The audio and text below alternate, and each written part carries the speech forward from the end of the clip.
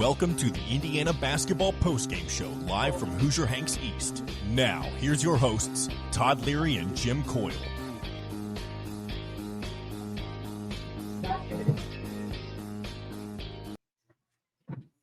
Hello, everybody, and welcome into another edition of After the Game with Todd, Leary, Indiana Basketball Postgame Show. Tonight, Indiana hosting the Purdue Boilermakers, #2 Boilermakers, and did not go as the Hoosiers would like for it to have gone. Not a shock that they lose this game, but Purdue shows that they are they're miles ahead than Indiana right now. Yeah, they are, and they've, I think last season got off to that great start, and then Indiana was able to neutralize them in both games and come out with a victory. And then tonight, I think, is more of what maybe we expected or thought we would see last season. But this is Indiana is not on the level. Indiana hasn't played a single half this season on the same level as what Purdue is playing right now. And so this was going to be a tough one. You were going to have a bunch of special performances, and I think you had a couple of pretty good performances, but I don't think anyone would classify these games tonight as one of their best in the Indiana uniform. No, and to see a difference in this game, just go straight to the free throw line. The disparity there was gigantic. Some of it probably warranted, some of it not warranted, but that's how a game goes. You're going to get calls, but especially Purdue, they play so much out of the post, and Indiana usually does, but you're not going to against Edey. You're going to try to drag him away from the rim a little bit. So Purdue has always been a team that is very good at double teaming the post. They respect other teams, even though they have Zach Edey inside. They respect other teams' interior players, and so they double team a lot to get the ball out of the interior, which just makes it more difficult on a team like Indiana that doesn't shoot it well anyway. But when the disparity Purdue was 22 for 27 from the free throw line, and Indiana was 4 for 9. First of all you have to do is forget all the other stats and say Indiana only made 4 free throws in this game. Again, 4 for 15 in the Rutgers game. But, that you're not going to win games doing that. And if you're not a team, the only way you are going to win games shooting and making that few free throws is if you're a team that just rains three-pointers all day long. Obviously, we know that's not what this team is. And so, you hate to say it, but that game went, I think, just about exactly like you would expect it to go. If you're not an Indiana or a Purdue fan, you don't have any, skin in the game. Somebody from North Carolina or Arizona probably thinks that game's probably about the way it should have gone. And in reality, it probably is. Indiana's that far behind Purdue. Yeah, and IU fans are not going to want to hear that, but it is what it is. Purdue, this is a team. I don't want to say it. It's a veteran team, though. Even with sophomore guards, they're a veteran team. But when you have a guy like Edey in the middle, you're not going to stop him, period. And you have to stop the guys around them. They've added Lance Jones, who has been a great add for them. They've got 3 different guards that are scoring in double figures. So now they've made it a little more balanced of an attack, which makes it more difficult defensively. Yeah, and there have been teams that were more successful at taking Edey away. I think Indiana goes a little bit more with the approach of we've got a 7'1" guy. We're going to try to neutralize him one-on-one.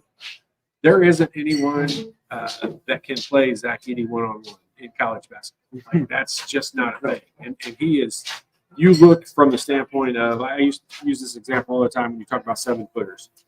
There are a lot of 7-footers, and then there are 7-footers that are like the size of Shaq. And there's a lot of guys that are 7'1", 7'2", 7'3", whatever, but there's not very many that are the size of him. No. And his chest and barrel and everything. Compare Chet Holmgren to Zach Edey. Right. You're probably talking 60 pounds difference. Kalel Ware for that matter. And Kalel is a different kind of big guy. I think Kalel, this is a game, it would not have surprised me, nor would I have been disappointed with the game plan of, Kalel, let's see if you can shoot 9 or 10 3-pointers in this game.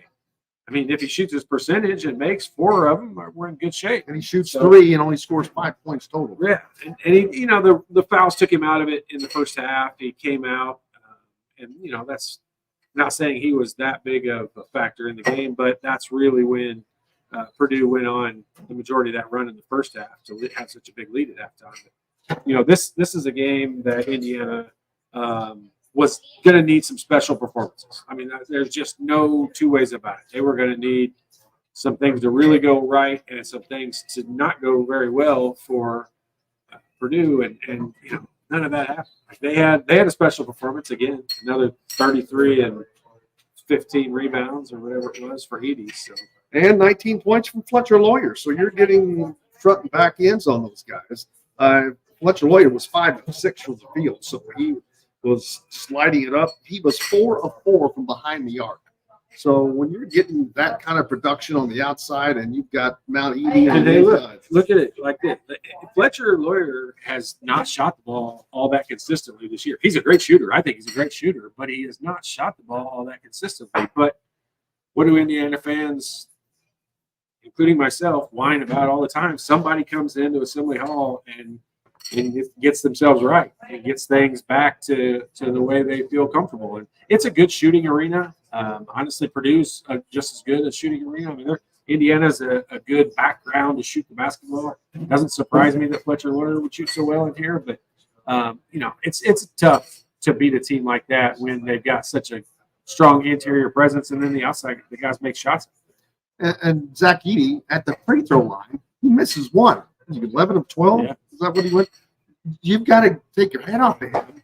Well, dude, big guy like that. And look at it this way. 11 of 12. You do. You give him credit. Look, we can all sit here and ooh and ah about Zach Edey. I think he's a unique type player that you don't see come along very often in college basketball. So the fact that he's on Purdue makes us supposed to hate him.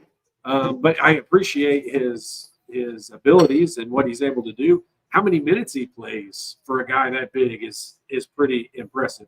But I mean, here's kind of to sum up the way the game went. You're talking about Edey, who does have a special performance, not just in points and rebounds, but he's 11 of 12 at the free throw line. And Malik Renew is 0 for 2 from the free throw line. And Baco 1 for 3 from the free throw line. That's 2 of our better shooters, and we're 1 for 5 from the free throw line with those 2 guys. So, I mean, the special performance happened by the team that won by 20. And that's just unfortunate when you're in Indiana. Welcome in, everybody, again after the game with Todd Leary, coming to you live from Hoosier Hanks East over off of College Mall Road. Make sure you stop in and say hi to Benny and the guys and have whatever you want to eat. They've got pizza, wings, all kinds of different things. Get the Jimbo special. It's a great pizza. Thin crust, pepperoni, mushroom, onions, banana peppers, and onions. Peppers. You're doing good until you get to the pepper. That's good stuff, man. Good stuff. Indiana just cannot get it done tonight offensively. They could not slow down this train, but a lot of people have it. But to me, the game really turned when Xavier got that foul on the three-point shot. Then Zach Edey goes to the line, 2 free throws, and they get the ball. Boom. That was kind of a separation in Indiana. Make us run in the second half, but they never can recover from that. Yeah, and you just – sorry to interrupt you. You look at the stats. I mean, 51 points in the first half. That doesn't happen very often in college basketball. Indiana's not a flying up and down the court side. It's not where you're going to have a ton of possessions. I think Purdue only shot the ball 62 times in the game. Indiana actually took more shots than them. So to come up with 51 points in the first half, that's tough to recover from. And then you look at the second half and giving up 36 or 7 points, I think, whatever it was. Yep.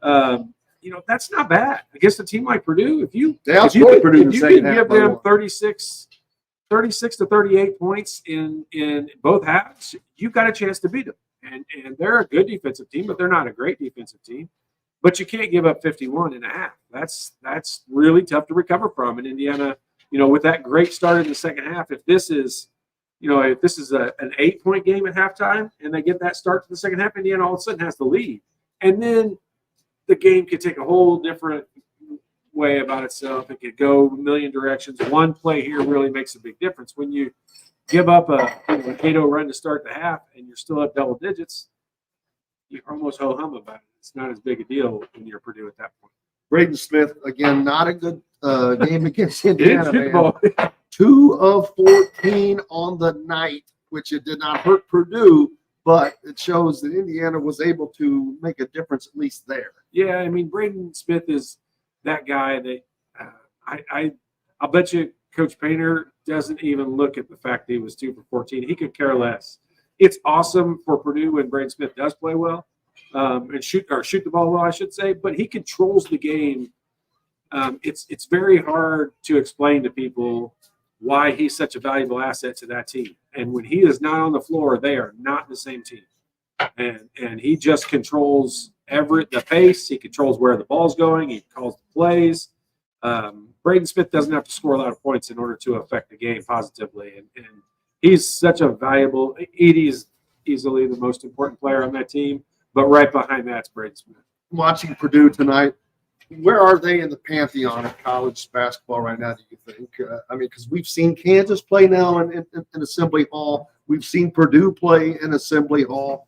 Where are they right now? Yeah, Purdue is a top 5 team. I don't care how many losses they have in a Big Ten or whatever it is. Last year, UConn had 6 losses, all in the Big East Conference, and still walked their way through the national championship. All their games won by 20-plus points. So that's a situation where, Purdue, it's hard to determine who cares at this point. Who's number 1, 2, 3, 4? If you're in the top 4 and you've got a number 1 seed, that's really all it comes down to at the end. The first number 1 seed, not that dramatic of a difference usually in your games. You're going to play a tough game in that third game no matter what. So, Purdue is if they're not the best team in the country, they are without a doubt the top 4 teams in the country.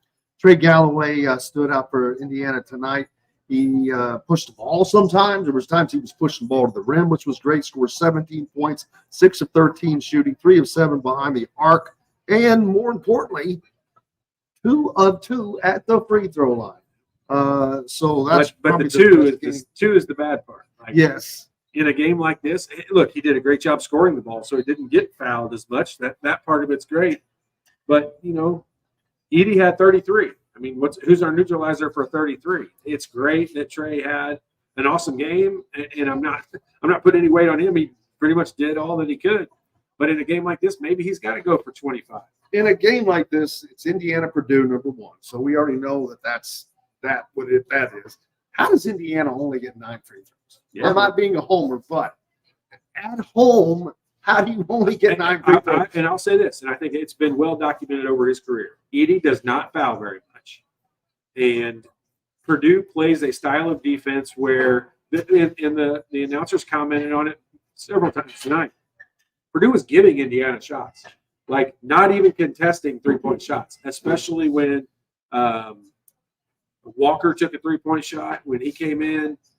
They weren't guarding C.J. Gunn really from the outside. And I'm not saying they were telling them to shoot, but they weren't rushing out and overextending and letting Indiana drive to the basket, which is when you get fouled and you get to the free throw line. And so I thought Purdue played the style of play. If you're going to scout Indiana right now, I think the very first thing everyone writes down negatively is they don't shoot the ball that well.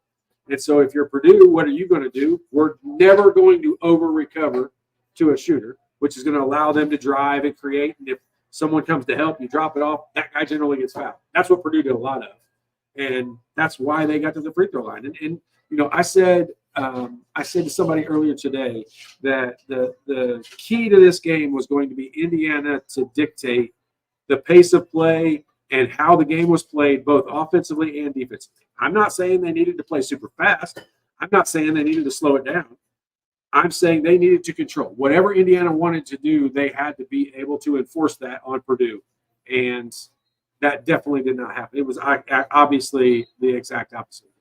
The game was decided at the free throw line. For sure. Because they shot 20. They made 22 out of the 27 opportunities, and the point differential obviously that covers that and more because everything else is pretty close. The shooting numbers are crazy how similar they are. It really just comes down to, think about it though. What was the turnovers? I didn't even see what the turnovers. 10-8. Indiana with 10. So you look at it. Purdue shot the ball 3 times less than Indiana, but shot 18 more free throws.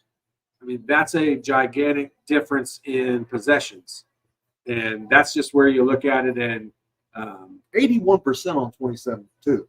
They're not they're taking advantage of the opportunities they are getting. Well, the 4 for 15 that happened at Rutgers, whenever you get into a situation like that, and I always say players are goldfish. Like, they don't have long memories about how they played 2 games ago. It generally doesn't stick around like that. But when you go 4 for 15, that all of a sudden might creep into your mind. I mean, 4 for 15 is there might not be 3 entire college basketball games all season long by any team that shoots worse than 4 for 15. And that's not a stat you want to lead or be in charge of. Oh, our camera's going to follow. I can still talk. It's follow me, actually. I don't have to be on It's one of those things that follows you. It's a robot. Yeah. But So we'd rather see you on the air than me. for sure. The free throws, let's take Indiana out of it. No team is going to beat Purdue if they have that kind of free throw discrepancy, and especially when they're that successful. And then now, of course, Indiana. Wow, let's see, it's got one of those new cameras. Isn't it crazy? It's nuts. It is following you, isn't it? Yeah, it's no joke. Hey, come over here, bro. So don't look at me. Yeah. It's nuts. Well, don't get any closer. We're good. What is up next for Indiana now? Because they have a tough road. They have to go to Wisconsin and Illinois coming up next. Well, I mean, I think this would be like 7 years in a row that I would say Wisconsin's not that great of a team, except for they have really figured out a way to win. And so this is definitely a game that's going to be a struggle for Indiana. I thought they would have had a chance to win the last couple of seasons at Wisconsin, but this one's going to be a toughie. Although it's a Friday night game, and we know that Coach Woodson's pretty good on Friday nights. Is that right? I did Does this not thing know only that. recognize your face, or what? I don't This know is how like it a works, joke. but it's driving me crazy. Stop. Scoot over here. Scoot over that way. Oh, it's nuts. I've never seen anything like I that. know it. Oh, The man. camera actually follows it. Yeah, but see, So you got lean way over here one time. Lean way over here. Lean way over here one time. Follow you. There. Now lean back to just the middle. Oh, yeah. isn't that cute? Slowly. Isn't that cute? You know what? I just think the camera just doesn't like me. I've got it trained to just follow me. I was up all night. Trust me, I don't need to be on camera. Indiana now, they have to go on the road, like I said, and not just go on the road. They have to go to an Illinois team who is smarting from a home loss to the worst road team in the conference, Maryland. Then they have to go play. I'm not going to say it's the best team in Wisconsin, but Wisconsin is undefeated in the Big Ten right now, and they are tough at home, especially when it comes to Indiana playing them right now at home. They haven't beat them. What do you think? They for figured as 100 long years? as they're not down 40 at half, they're still fine? Gosh, Because wasn't it a 28-point halftime lead last year or the year before? Or first half lead, at least.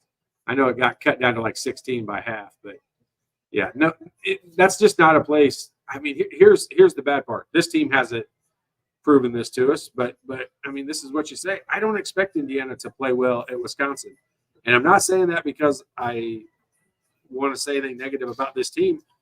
They've just proven it to me year after year after year. Like, they just constantly struggle to play at Wisconsin. I'm going to force this thing over here, no matter what it wants to do. But what is Indiana doing that they can do better, or not doing well enough that they are just simply going to have to get better at? Well, so if you think about it tonight, you were there, you watched it. What would you say Indiana's game plan was offensively? It's kind of hard to tell. Obviously, they wanted to get Malik involved. He didn't. How many shots did Malik take tonight? It doesn't. Put you on the spot, but I mean, he didn't take a ton of shots tonight. He wasn't that involved. 4 of 10. I don't know what Indiana's Two from and two 3-point shots. I don't know what Indiana's real goal going into the game was. And usually I can tell you that based on what happens in the game. But I thought Indiana was just kind of flowing tonight with however they. It's making it very good. It's an awesome camera. It's really cool. Once we get it figured out. Note to self: don't use things without using them first. It's cool. I promise you. Yeah, it is. It'll be fun once we get it going. Especially when Indiana's winning, you won't care. You'll be happy as can be. But I don't know that that's going to be this It season. might not be this week. Um, This is going to be a this rough. week, is it going to be this Oh, season? you know, I think didn't Indiana have a week break after this next game? Yes, there is a week in between the two. Well, not a great time. And I will tell you, if you think players don't look at, hey, you usually have 2 week-long breaks in between games twice in the Big Ten season, and you definitely want to be on a winning streak going into that week. Losing streaks can cause some very tough practices. And I would expect this next week for Indiana to be a lot of rebounding drills, and then hopefully a lot of shooting drills. Maybe work in a bunch of free throw days. Well, but you would have thought that would have been the case a long time ago, because when Mike Woodson's asked about the rebounding, well, it's gotten to the point you can't really ask him about anything. Seriously. Whatever you do, don't ask about the rotation. Oh, no. Or, Can't ask or about the that. rebounding or the shooting Or not anything. or the players. But I look at his answers. It's the truth. Asking about rebounding. Well, you got to block out. No shit. Of course you got to block out. Well, we don't have to block out. Well, They need to block out. right. That's what I mean. Man. I know it's it's like, what you mean, but I'm like, we know that.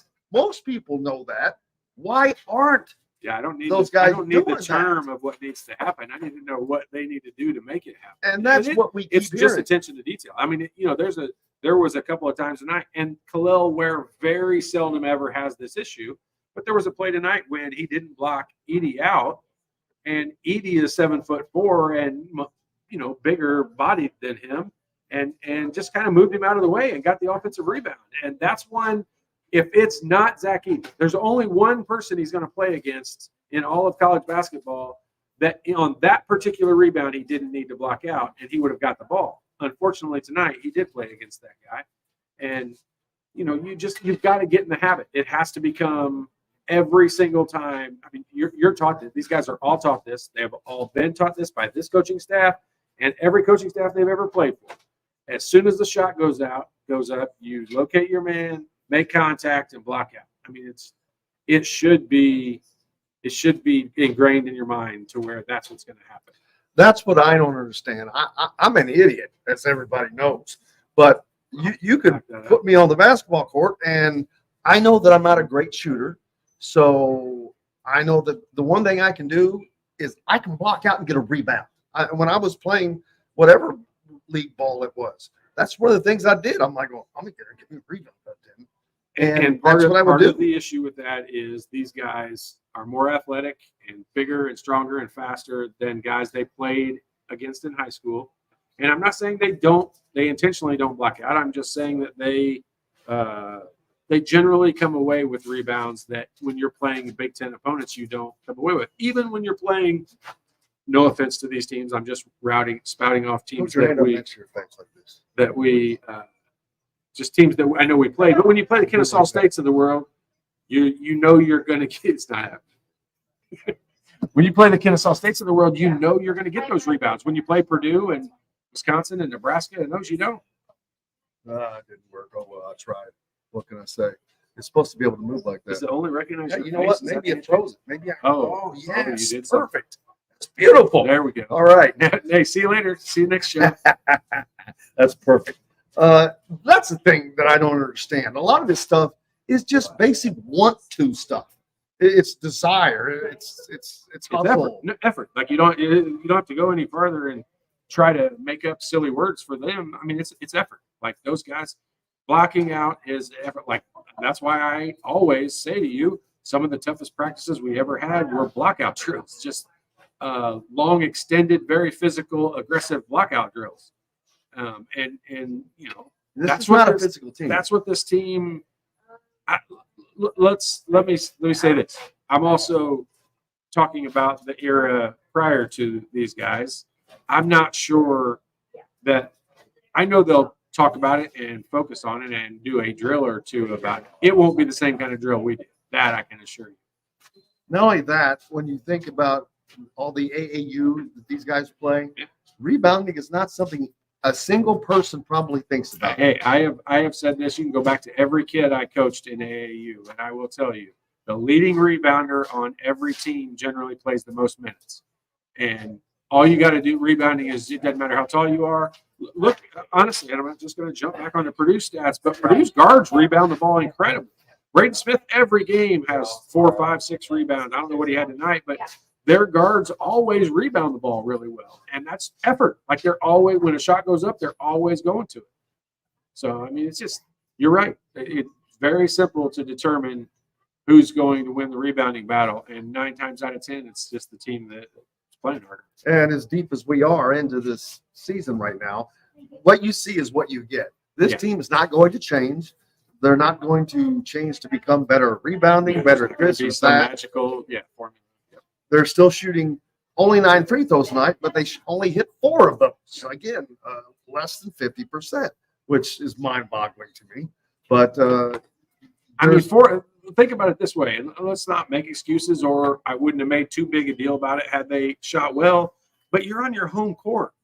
There's no crowd noise. You shouldn't be nervous, and it's in their minds. When you go 4 for 15, that can stick with you. I mean, the guys who missed tonight, and Baco started the year out making his first 23 in a row, and in the last, I have no idea what the stats are, but I would say the last 4 games he's under 50%.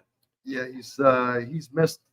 He's been like 3 of 5. Yeah, I bet he's under 50%. And he had one game, I think he was 1 for 6. Like he just all of a sudden he's lost it, and that's in the brain.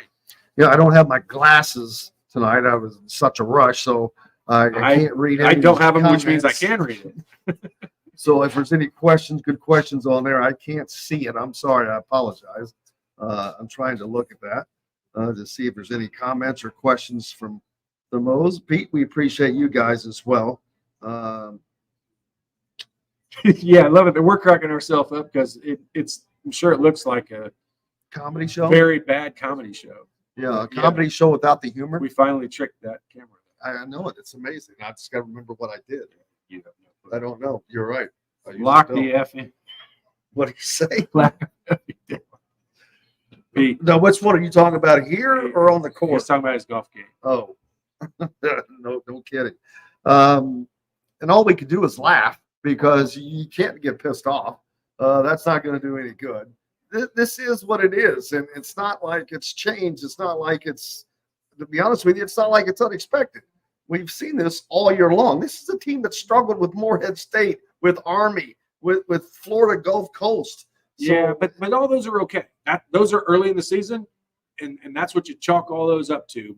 But you're right. At this point, we're past it. I mean, we're January 15th. We're closing in on getting ready for tournament time, a Big Ten tournament, that is. The only tournament this team might play in. If they don't turn something around pretty quickly, then yeah, you're right. Here's something that's driven me crazy. When people say that they expected a drop-off in year 3 because of what they lost, and I'm like, whoa. What do you mean you expected a drop-off? You can't expect a drop-off in year 3. There has to be a continued upward trend. It does not have to be a rock. Here's what is scary about that particular thought, if you're looking at it from what Indiana lost. You take Trace and Race, what are the numbers if you look at Khalil Ware and Malik Renew? I bet they have more. I bet they average more than what those two did for Indiana. And so that was replaced. This time last year, none of us had Khalil Ware on our radar. If you did, then you are ahead of the game here. But no one had Khalil Ware on the radar that was going to be wearing an Indiana uniform and be their leading scorer or close to it, at this point in this season. And so we don't know what next year is going to have, but Indiana did replace what they lost. It's still the guard play is what has hurt this team for several years. When this Indiana team forget that. When Indiana across your chest is good, it's because they have good guard play. Doesn't mean we don't have good big guys and all that. They are very fortunate to have good big guys. But, go back and rattle off all the teams that had a lot of success, and they all had good guards. And I don't mean one good guard. I don't mean just an Isaiah. I mean, they had multiple guys who can play, and if there's foul trouble, if there's anything, there's not a huge drop-off when you come in. You might lose athletic ability. You might lose a little bit of shooting, one or the other. But, I mean, generally, there's not a lot of drop-off when you get guys coming in the game. Well, here's what Purdue did. They added one guy in the offseason. His name is Lance Jones. They got First time in Assembly Hall. How'd he do? he did all right. 17 points. 17 points with that crowd. Quiet, easy 17 points, too. Go along with Fletcher Lawyer's 19 points that you got from two different guards. Add that to 33 that you get from Zach Edey. Yeah, that's pretty good recipe. Hey, what did I say Indiana had to do to win this game? They had to have a special performance, and those special didn't mean their absolute career high, but they needed really good games out of 4 out of 5 of their starters. And flip that around. I mean, Purdue got 4 out of 5 really good performances from the team visit. And like we said, now they have to go play 2 games that are way more difficult than this. They're not playing. The teams are better. Wisconsin might be. Wisconsin's going to give them hell all over the place because they are a very, very balanced team. They don't have a Zach Edey, but they're still winning and doing it very well without him. And I'm surprised to see, minus the last game against Maryland, Illinois play as well as they have without Terrence Shannon. Yeah, and in Illinois, they are – you can look at it this way. Indiana's either going to win that game at Illinois or lose by 30. Like, Illinois is a front-running team right now. They had an identity, and it was a pretty darn good one, extremely talented one. And, midway through the season, and I'm not saying it's the wrong decision. I'm saying, like, just now they have to refine their identity. Different guys have to step up. I mean, they've got to have guys do more things than what they were doing before to replace their leading scorer and guy who had the ball in his hands a lot. So that's going to be a difficult game really to kind of predict because you don't know what you're going to get at Illinois. I tried to look at how they lost to Maryland the other day. I didn't watch the game, so I just tried looking at it in the stat sheet, and you can't really find it. I mean, they were pretty similar, pretty even in a lot of the stuff that happened. It really looked like it came down to one of those games that Maryland made plays at the right time, and maybe Illinois shot, maybe they got themselves back in it late in the game by making some shots or whatever. But it's going to be 2 very difficult games. There's a week apart, so we're Tuesday right now. So they only play 2 games in the next roughly 11 or 12 days. So this is the time when you need to get right / get healthy. Let me just go out and say this because I think I think every single podcaster, fan going into this season thought to themselves, okay, Xavier Johnson's going to play X role. I'm going to use the word X. Play a particular role on this basketball team. And I think every single person would have thought, 1, it was going to be a much bigger role than it is, and 2, it'd be a better role than it is. Because right now, they expected him to be the leader. Yeah, right. And he's the hatchet man right now. And I shouldn't make a joke about it. I hopefully he gets that stuff turned around in his brain because I still do think, and I'm probably on an island of very few people, but I think Xavier can really have a great impact. If Xavier play well, they've sailed on him. If he would play well, I know all the fans have. Yeah, no, I know, but just look at this. Look at it this way: Indiana's going to have a couple of really good performances this year. They're going to win at Purdue, or win at Illinois, or win at Wisconsin, and Xavier is going to be a big reason for it. And I'm not just trying to throw out some crazy prediction. I think Indiana, in order to be as good as we want them to be, whether you like the way Xavier plays or you don't, he has to be a big factor for this team. And he's never going to be the game plan. Woodson's never going to make a game plan that's revolved around Xavier, but he has the ball, and he should have the ball in his hands so much that he can control, he can control the pace of play, the outcome, where the plays are going, who's getting the ball, and those things. And Xavier is good at that. He's playing horribly. I'm not sticking up for him. The stuff he's done in the last couple of games is not Indiana. It's not Purdue. It's not Indiana. It's not stuff you do in a well-disciplined organization. And so that stuff's got to get reined in. It's got to get turned around. Take a quick reset here. Of course, welcome to After the Game with Todd Leary, Indiana Basketball Postgame Show, coming to you live from Hoosier Hanks East over off of College Mall Road here in Bloomington. And I don't want to forget, because I almost did, one of our new sponsors, myjumpshot.com. And I'm sure go to the website if you have a kid who plays if you have a kid that needs instruction, You're if you have a kid that's just learning, boy, girl, doesn't matter. Go to myjumpshot.com. If you want a true shot doctor and someone to teach pure mechanics, and that's someone I happen to be sitting next to Greg Doyle tonight. And he talked about Xavier Johnson's shot. He goes, I know he's got a funky shot, but it looks even worse right now for some reason. Why is that? And he's got that, whatever that cocked deal is. And you always see guys that have that. And I'm like, why? Yeah. Why would you ever do that? Here's why I developed the website, is because it started driving me crazy years ago when my sons would play AAU basketball and how poorly teams shot the ball. And it's Todd's website, by the way, my if website. You haven't figured that out. And it just drove me nuts. And so I just started asking kids at that age and very simple questions, not trying to put them on the spot. I would pull them aside, kids on opposing teams. And I would just say, like who taught you how to shoot, to open the conversation. And it's always, generally it's, my dad or my uncle or a coach I had or something along those lines. And then, and I'm only asking them that to engage in the conversation. And then I would say, what did they teach you? And 9 times out of 10, it's silence. Like they can't really recite to me. So I'll help them along, and especially if it's younger kids. But I'll promise you, I asked Calvert Cheney this same thing. I asked Pat Graham this same thing, who have amazing. Well, now you talking about when you all were playing together? No, I asked them this in the last year. Okay. I've done a lot of research on this to figure. I watch a lot of videos.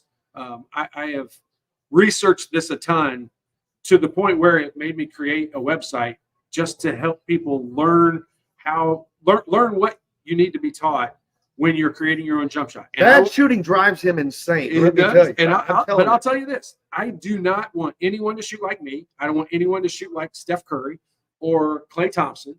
Everyone has their own individual. I mean, Jim and I are roughly the same size and the same weight and all that, but we're built differently. And so my shoulders are different than his. My arms are different length than his. My hands are different size than his. All of those things factor into these guys' shots. And I'll tell you this: I went to practice and I asked a couple of players the same questions I asked 7th graders, the same questions I asked guys that are in the NBA, because it's a research. I want to know the answers. And those answers are shockingly nondescript as to how much they've thought they've put into their jump shot. And I'll tell you this: if you just go ask a couple of people that you think are good shooters, listen to their answers, ask them the questions, who taught them how to shoot, just to get it going, what they work on. When they go work on their jump shot, when their shot's not going in, what do they go work on? And listen to what they tell you, and you're be shocked at the answers, because they're nondescript. They'll say my form, or they'll say my follow through, and those things are like that's like saying that when I'm practicing walking. Like that doesn't make any sense. Like there are so many little technical factors that you can look at and get started, and so that's why the website is there for. You could send me a video. I don't ever have to meet you in person. That becomes very difficult. But he can? I can. But you can send me a video and I can analyze it, and we'll get on a video just like this, and I'll go through it with you and show you the technical things you have to do in order to have a technically sound jump shot, which makes it easier to repeat, which makes it easier to become. Who taught Pat Graham how to shoot? He didn't have an answer. He actually said it was a coach that he had, because he looks like someone who is perfectly technical shot. Yeah, I mean he must be a visual learner. He took exactly what they tell you to do, and Pat has a pretty technically perfect shot. And Pat it wasn't his dad or whatever. I mean, it was a coach that he had. He told me it was a coach that he had. But then when you get into the details, he doesn't even really know. You don't even really remember, especially guys that have good touch. Like I have good touch. Pat Graham has good touch. Bailey, Brian Evans. Like we're less technical. I can do a lot of things wrong and still make shots. But there's a few things that you really want to focus on and make sure that you do. And that way, when you're consistent with those beginning fundamentals, I can make somebody a better shooter. I always make the joke, but I taught my grandma to shoot 75% from the free throw line, and she had rheumatoid arthritis in both hands, and that's a fact. It's for real. Like it's easy. Did you take her and get her in some 2-on-2 tournaments? No. We could have been a halftime show. We could have been a halftime show of NBA games. Oh, me and the Red Panda one night. That's the oh next my night. God, that would be great. Get my grandma out there. I promise you, she. That would be embarrassing actually to outshoot Indiana's men's team. I said this, and I've never practiced it, and I would like to go out and right now and see if I could do it. But I'm pretty sure from the free throw line, I could drop kick 4 out of 15 without ever practicing. You couldn't be here a couple of games back, and we were fortunate to have Brian Evans and Joe Hillman on. First of all, they were not happy after the Rutgers game, neither of them. But Joe Hillman, no, but I mean they let it out. But Joe Hillman said that exact phrase. He goes, Brian can drop kick better than 4 for 15 from the free throw line. I didn't hear that. Didn't see that. I didn't know anything about it. But I will promise you, without ever practicing, I could kick in 4 out of 15. Like that doesn't make any sense. No, it doesn't make it. So I hear people say like, oh, I could shoot left-handed and make that. Left-handed, I can make a 10 out of 15 left-handed. Like that's not even a comparison. Speaking of the shooting, this is something that you need to learn as early as possible because the later you go, the harder it gets to change. It does. And like think about it this way. If I go work with a player from Indiana right now, and there are some guys who, believe it or not, even at that level, I could go watch, Mount Verde play this weekend. And I can promise you, not Liam, because he's got a pretty technically perfect shot. But there are a lot of guys who don't do the little tiny things to make it easy and consistent, because the problem with that is when you have an error in a fundamental of your shot, you're practicing that. It's muscle memory. Like we all understand that. Like you are training yourself to shoot it incorrectly and making it more difficult on yourself to correct it. And so every 1,000 shots you shoot that way is that much more difficult it's going to be for us to change it. So that's why the earlier you can at getting yourself involved in just doing things technically right. Technically right is going to be different for Jim than it is for me, but we're going to do a couple of the things that involve where the ball starts and where your hands are and where your hands are on the ball, all those things. I'm not calling him out by name, but how many guys on Indiana's team from a shooting standpoint are not shooting the ball very well? Mbako is the only player I would tell you, and I've been to several practices, and I watched the shooting more technically than the average person. And Mbako, I would not change anything right now, except for he has a tendency to look at the ball when he shoots it versus he takes his eyes off the rim. So when he shoots it, he looks up at the ball. That's like my biggest pet peeve. That is uno number one. Steph Curry does it, so everybody thinks it's okay. And that's wrong. Steph Curry is a freak of nature in the best possible way I can say that. He could probably shut his eyes. It doesn't matter. That guy, don't compare yourself. Don't say what he does and that makes it okay, because it's not that way. And he has such an elite hand-eye coordination. It's just different.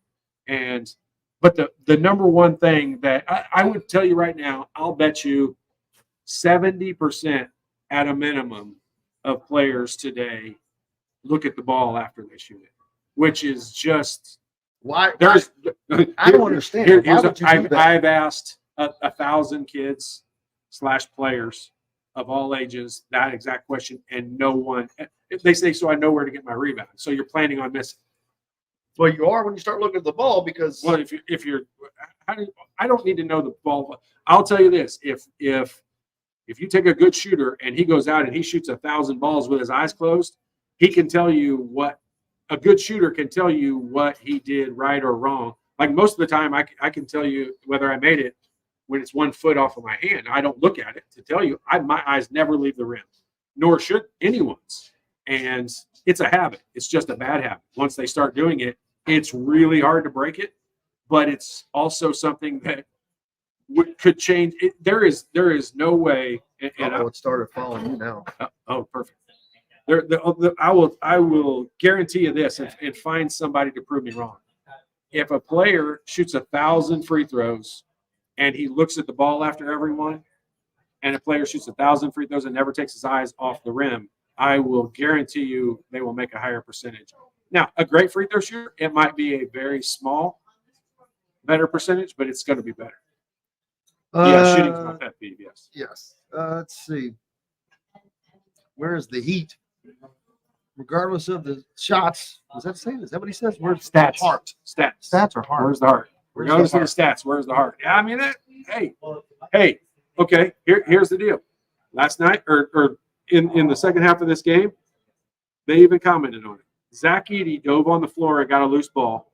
Looks like he's going to hit me. Zach Edey out-hustled Indiana. The 7'4" guy out-hustled Indiana.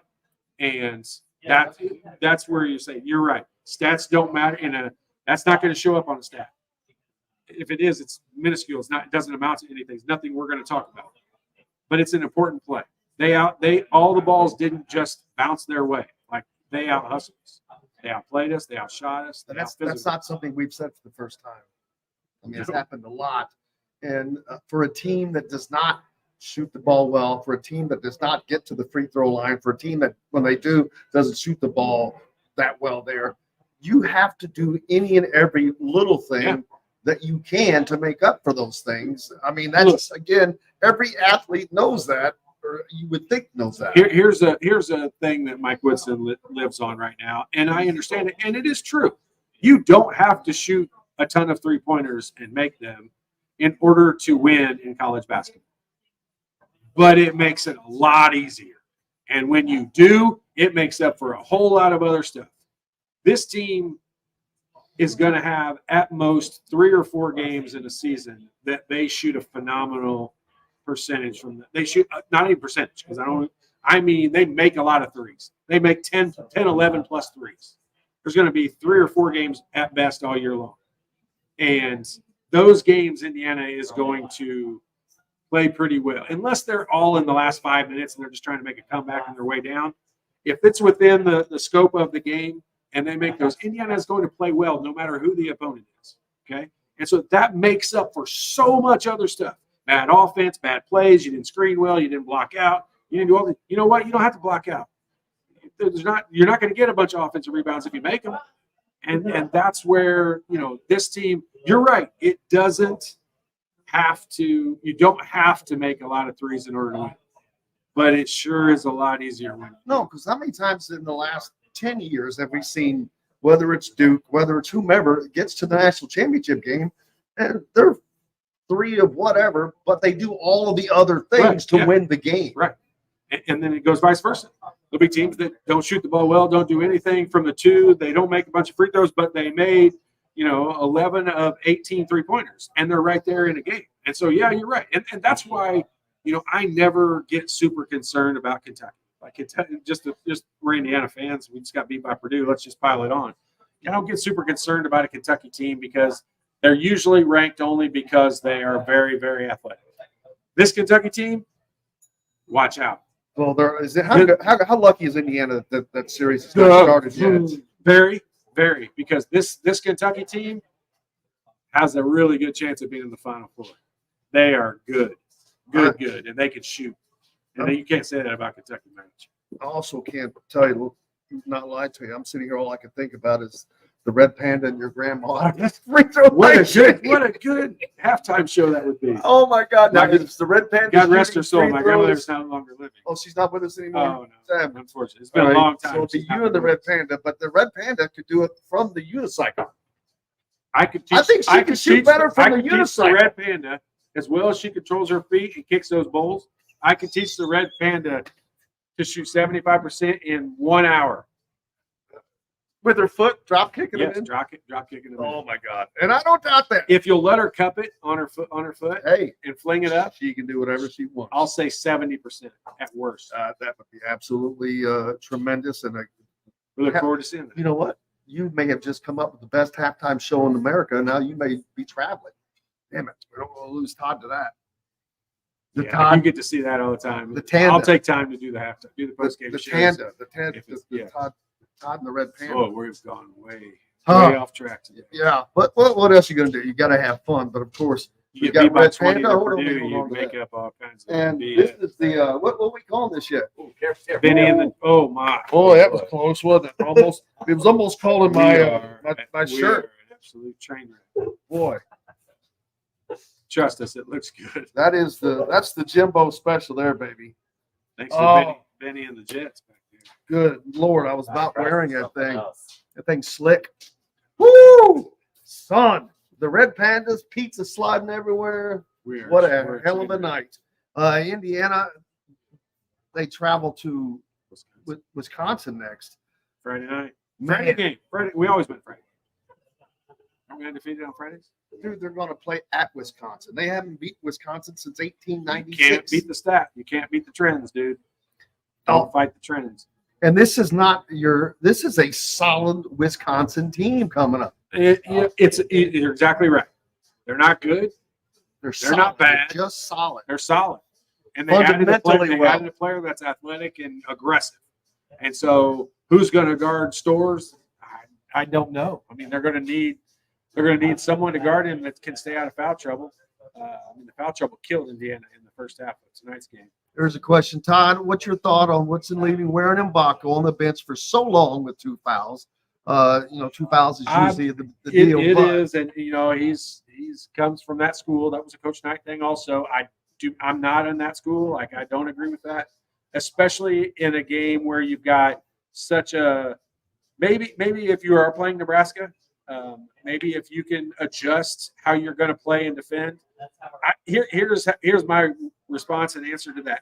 If I thought they were going to do that, I would have thought Indiana would have changed defenses and gone to some type of zone, a 1-3-1 or a 2-3, or done something a little bit different. But when they didn't do that, I would have brought him back in earlier. I think they did bring him in with like 2 minutes to go in the first half, where that is. But yeah, I would have brought both Mbako and Ware back in at that 7-minute mark, I think, and tried to live with it. And then if we had to do some crazy stuff in the second half, that way in the second half, if you have to say, hey, you got to give up a layup instead of, you can't have a silly foul. If it's a layup, give it to them. If you've already got 3 in the first half. But a lot of truth to this. Matt Painter probably uses more Bob Knight style basketball than Mike Woodson. Well, for sure of that. I mean, I said this. I've said this for a couple of years, and I still haven't seen another team that would beat what I'm saying. Is Purdue runs the closest thing of a hybrid today's 2024's basketball's version of the motion offense, because you still have to incorporate some of the pro style stuff. They still have the ball screens, motion offense for Coach Knight. You ever ball screen somebody and you would sit for 2 games, you wouldn't come back in. We never set 1 ball screen in 5 years. But this is a hybrid of that, and they do a lot of motion. They read a lot of screens. They read their cuts. They do a lot of motion tendencies, and then they work in sets and ball handoffs and that stuff off of it. And honestly, it's constant movement. To me, that's why I enjoy watching it. It's constant movement, motion, and there's always something going on. And it seems like they get a lot more easy baskets than just the average team, because most teams today, and I'll go down the line, not just good versus bad, Michigan State's, the Indianas, those teams, they have a lot more standing around. There's a guy, you'll see him hand the ball off and go run to the corner with his back to the ball the whole time, like not even paying attention. Like, that's not basketball to me. That's a foreign language to me, from what I grew up learning and understanding. And so, yeah, Painter runs a hybrid version of the motion offense / pro style offense, the closest one you will find in college basketball today to the motion. Yeah. So what's up next for this team? I know what their schedule is, but where do they go from here? Miracle. I mean, they've got to find an identity. I'm going to keep saying it game in and game out. And there was a comment earlier, Indiana doesn't impose their will on anyone. And that's true. Like, impose your will doesn't just mean you come down and bully ball somebody. It means we dictate what's going to happen. Like, how I want to run my offense is how I run my offense, and what I want you to do when I'm on the defensive end is what you end up doing, not vice versa. And Indiana is reacting to a lot of things that are going on for the other team, and they're reacting offensively just as much as they're reacting defensively. And when you're using the word too much right now, I get it, but when you are reacting offensively, that's bad. That's not a good thing. Like, you want to be dictating what's going on, and you want to be the in charge of the pace and the shot and get the shot that you want to get. So, well, that's great question, great comment. That's not a lot more to say, really. That's all we can check down That today. really wraps it up. But I cannot thank each and every one of you enough for joining us here on After the Game with Todd Leary. Cannot thank Todd Leary enough, as always, for being the man.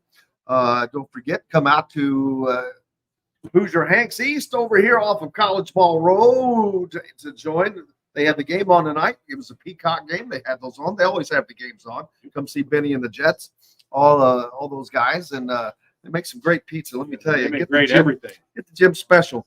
It's incredible. It was the Jimbo special.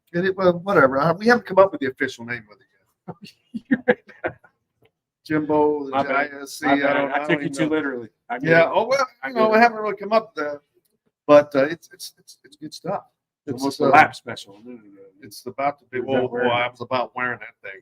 Needed a bib, but appreciate you guys so much. I'm back tomorrow, of course, on Indiana Sports Beat Radio in the morning. What is tomorrow?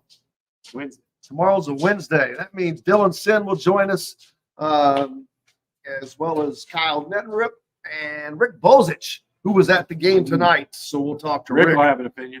Absolutely. Those are opinions. And the funny thing about Dylan's an AP voter in the top 25. And We've taken the pressure off of him, haven't we? Oh boy! Well, somebody was complaining that Steve daggone it, drawing a blank on his name right now. I can't believe that. I couldn't pronounce it.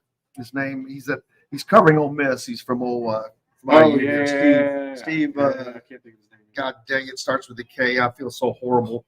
Simon Skjodt. Great guy. Yeah, Steve Krzyzewski. But he voted Purdue 2 spots lower than everybody else, and people made a big deal out of that. Well, Dylan, I noticed when I started looking at all the votes, Dylan has Ole Miss at number 6, and they're ranked number 22 this week for the first time. But I'm like, whoo, that makes my daughter happy, of course. But Ole Miss 15-1 right now after a 13-21 season. 12 or 13 and 21 season last year. He comes in and, I sent this tweet out the other day. I said, you know what the difference is? They hired a very good college coach in Chris Beard. He's doing a hell of a job down there with them. Not that that has anything to do with this. It's just What's your point there? something that I just brought up, but because of Dylan actually in the AP voting. Yeah. But there's that. So We won't scare them this week. no. But cannot thank you guys enough, as always. Appreciate you so much. And until the next time, for Todd Leary, I'm Jim Coyle. I will see you on the radio.